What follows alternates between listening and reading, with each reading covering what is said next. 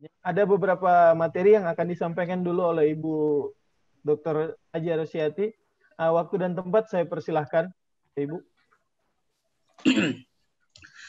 Terima kasih Pak Norman. Bismillahirrahmanirrahim. Assalamualaikum warahmatullahi wabarakatuh. Salam sejahtera buat kita semua. Nama budaya, salam kebajikan. Saya lihat di sini yang terhormat Ibu Sari ada, Pak Budi ada, kemudian juga para dosen, staf, STIMIK khususnya, dan terima kasih juga kepada panitia yang berusaha untuk mengadakan webinar ini. Paling tidak kita bisa memperkenalkan lembaga kita STIMIK 10 November Jayapura, Papua, yang mana kampus kita adalah bidangnya IT. Sebelumnya, sebagai umat yang beragama, marilah kita selalu panjatkan puji dan syukur kehadirat Tuhan Yang Maha Kuasa, karena dengan berkat dan rahmat-Nya kita bisa pada hari ini untuk mengadakan acara webinar ini, di mana kita dalam hal ini untuk menambah wawasan kita, baik itu para mahasiswa, staf, dosen, dan saya pribadi juga. Karena ini perlu sekali buat kita dalam menghadapi situasi dan kondisi COVID selama ini. Adapun yang saya perlu sampaikan adalah bagaimana hikmah daripada COVID ini adalah menjadikan kita semakin bisa menghadapi tantangan. Yang berhasil itu adalah yang bisa beradaptasi dalam hal kondisi dan sikon pada saat ini. Tentunya inilah hikmah daripada COVID, salah satunya bahwa kita harus menerima dan kita terus melaksanakan proses belajar mengajar kita melewati online yang disebutkan pembelajaran daring ini. Pembelajaran daring ini bagi guru dan siswa, mahasiswa, sehingga dapat melaksanakan proses belajar dan mengajar.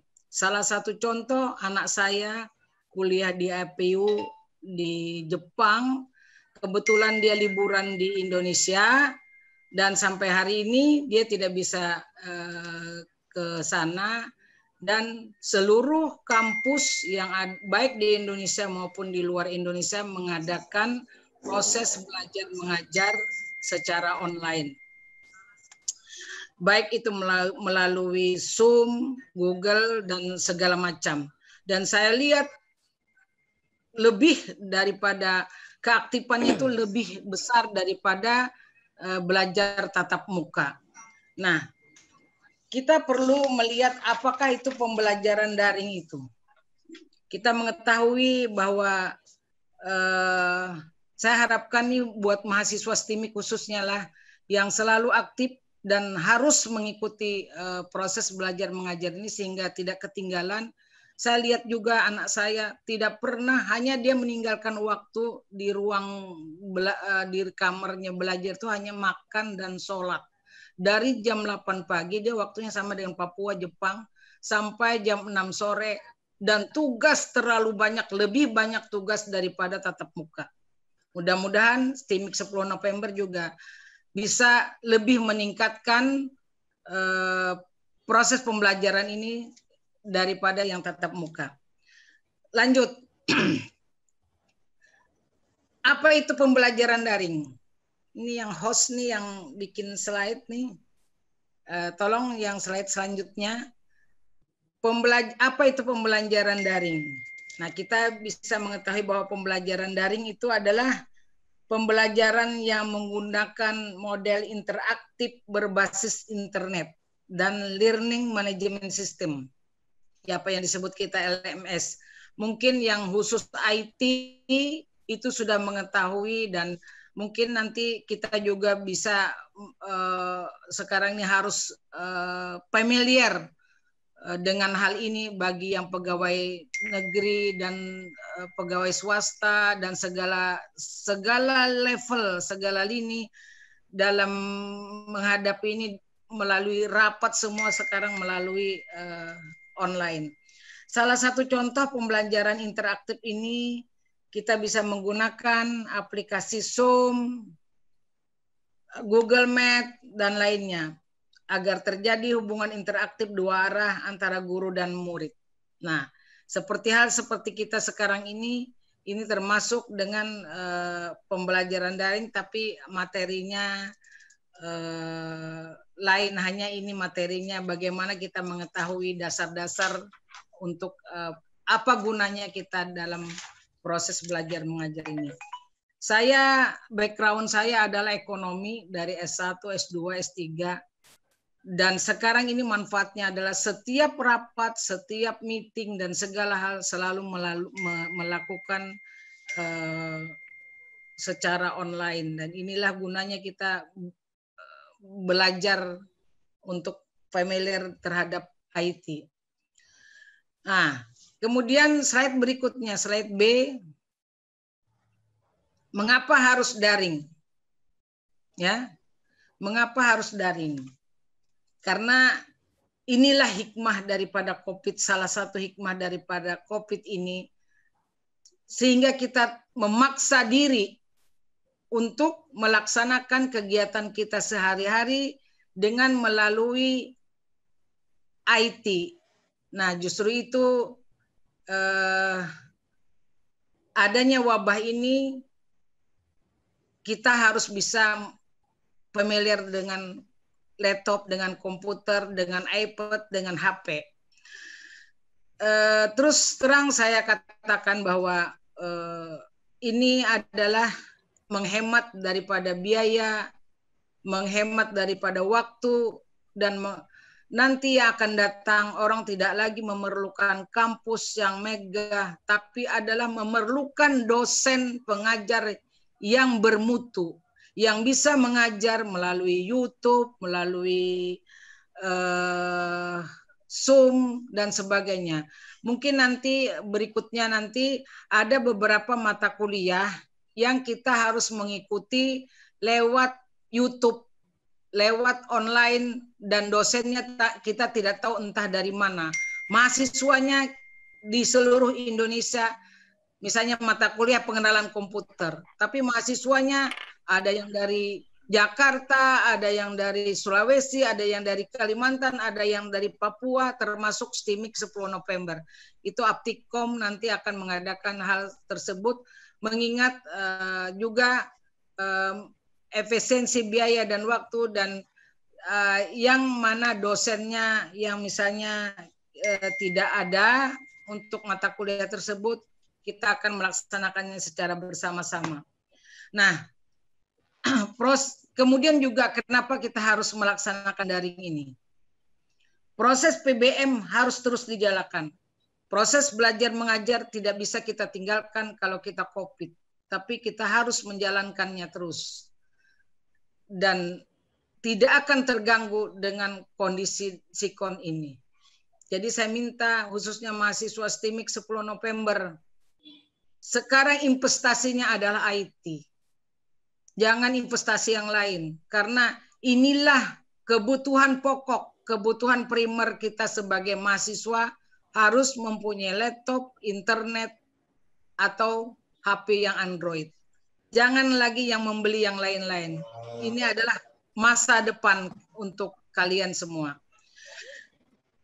Selanjutnya, kenapa kita melakukan daring ini? Perkembangan teknologi yang pesat. Papua dulu jauh daripada ibu kota negara. Sekarang tidak ada batasan lagi untuk masalah geografis. Kita bisa Zoom rapat antar negara. Kita bisa kuliah antar negara. Nanti MOU yang kemarin tuh yang saya ke India dengan beberapa universitas di India, universitas yang terkenal, kita bisa melaksanakan proses belajar mengajar melewati Zoom. Jadi MOA-nya nanti Bu Sari, selain penelitian bisa kita mengajar, proses belajar mengajar, dan kita nanti mahasiswa kita bisa mengikuti kuliah. Nah, cuman saya harapkan sekarang ini teknologi yang makin canggih dan harus menguasai bahasa Inggris. Tentunya saya harapkan juga dosen-dosen kita juga, karena bahasa itulah yang bisa bisa menyamakan bahasa internasional kalau kita mengadakan proses belajar mengajar dengan universitas di luar Indonesia. Kemudian adanya tuntutan kurikulum sekolah. Sekarang mulai SD, mungkin SMP, SMA, semua belajar secara online. Dan kita tidak perlu lagi harus datang ke kampus, harus datang ke sekolah.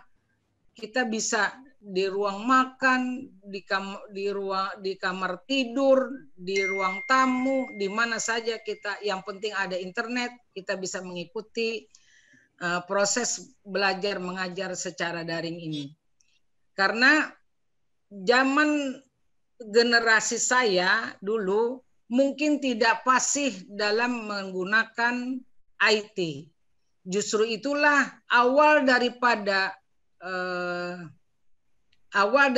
kita harus mengadakan meeting dan segala macam, kita harus belajar menggunakan, paling tidak bisa menggunakan untuk alat kita meeting, alat kita proses belajar mengajar, perkuliahan dan sebagainya.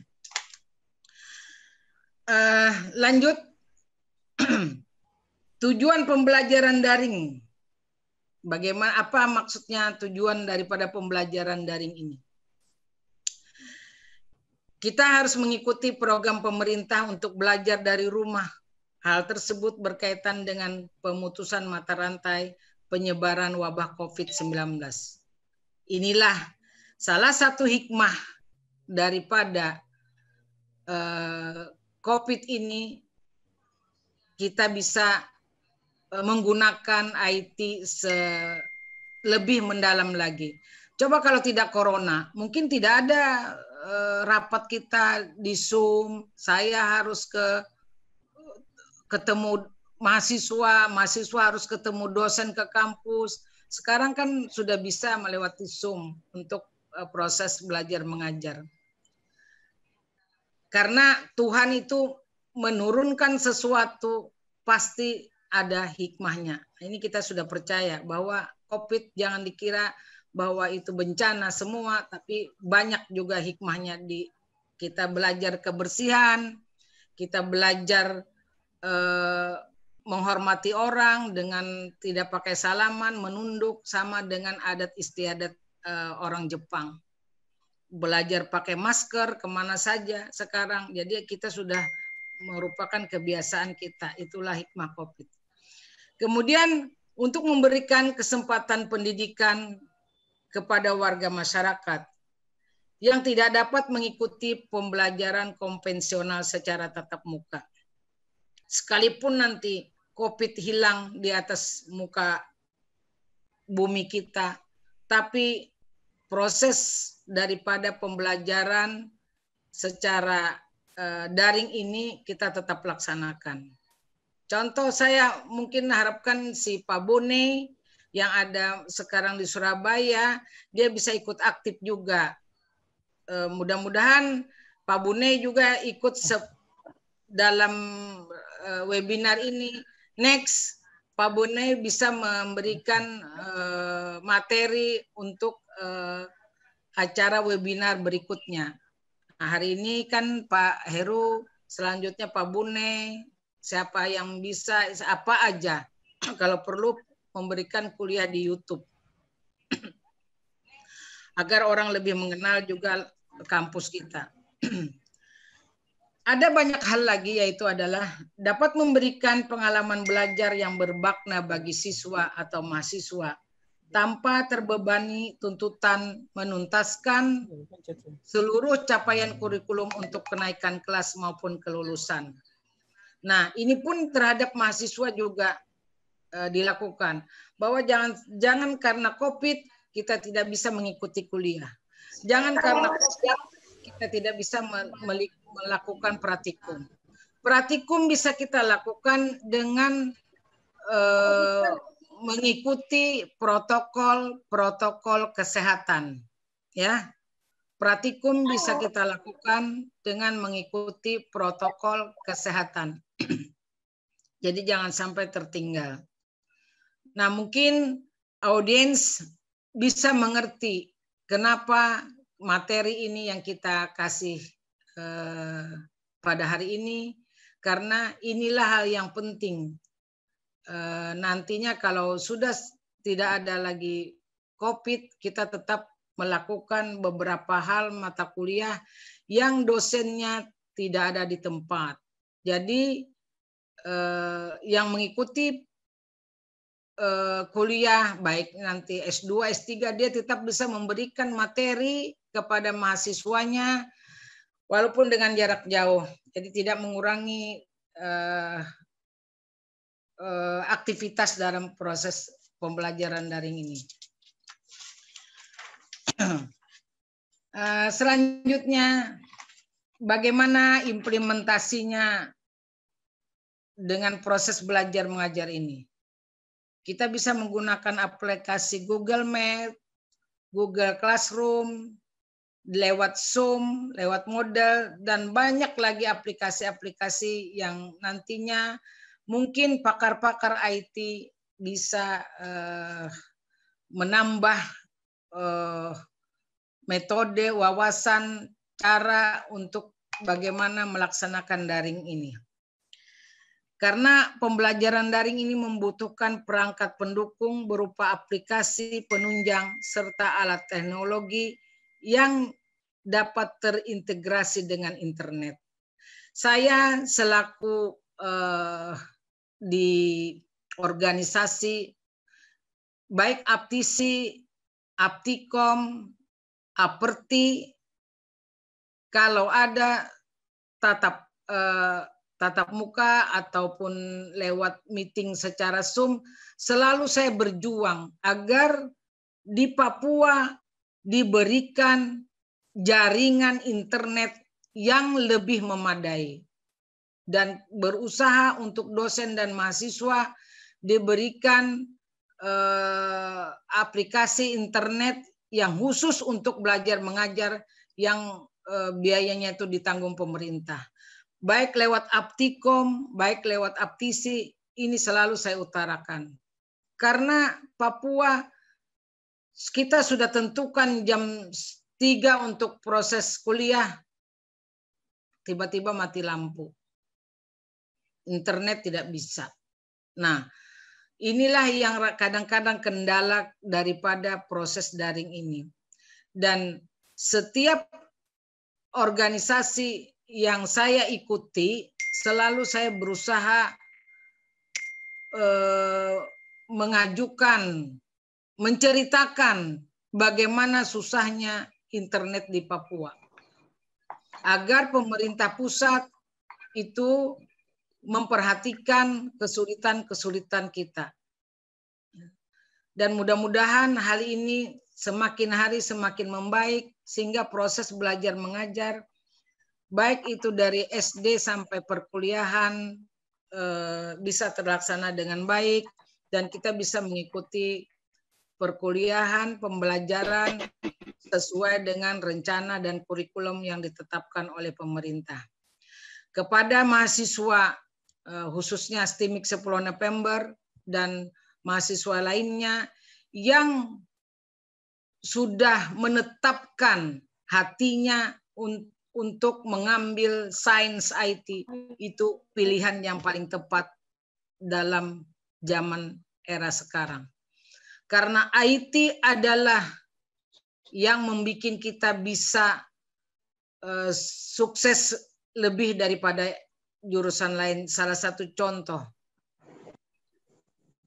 Google yang kaya sekarang nih, Google, yang Gojek dan segala macam, semua aplikasi secara online, Tokopedia, Lazada dan segala macam itu memakai online.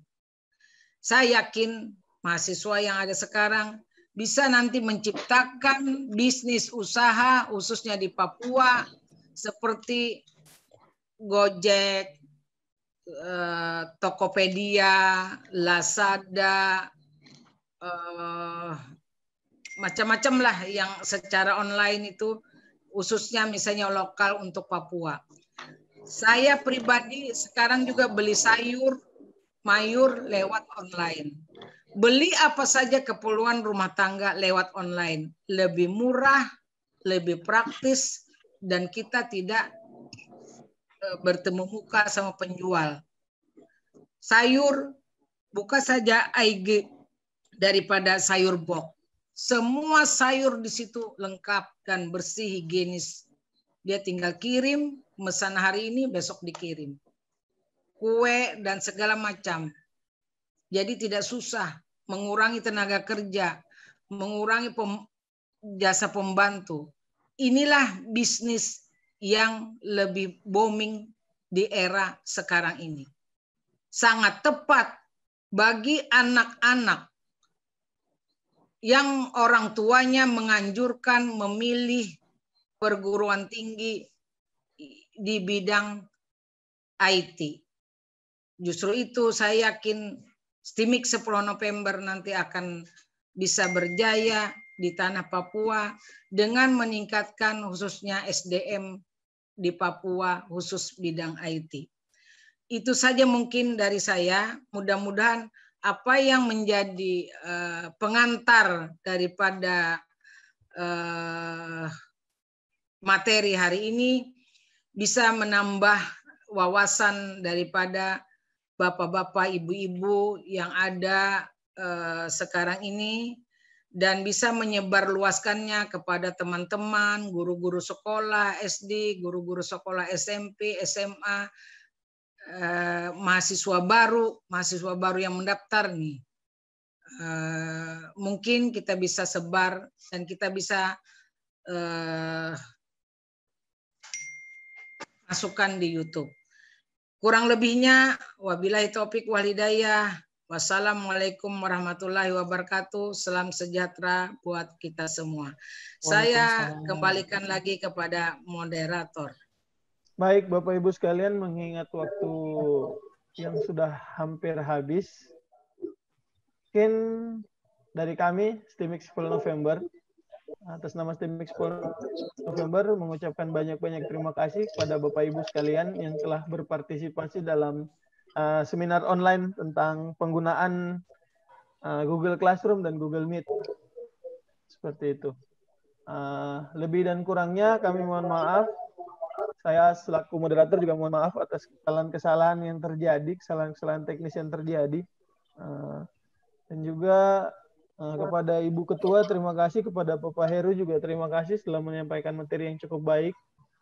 Oke, sekali lagi dari panitia, terima kasih atas kehadiran Bapak Ibu sekalian, dan terima kasih atas partisipasinya untuk meramaikan kegiatan ini. Mungkin Pak Budi dan rekan-rekan boleh meninggalkan chat room, kegiatan kita sudah selesai. Sekali lagi panitia mengucapkan terima kasih yang sebesar-besarnya.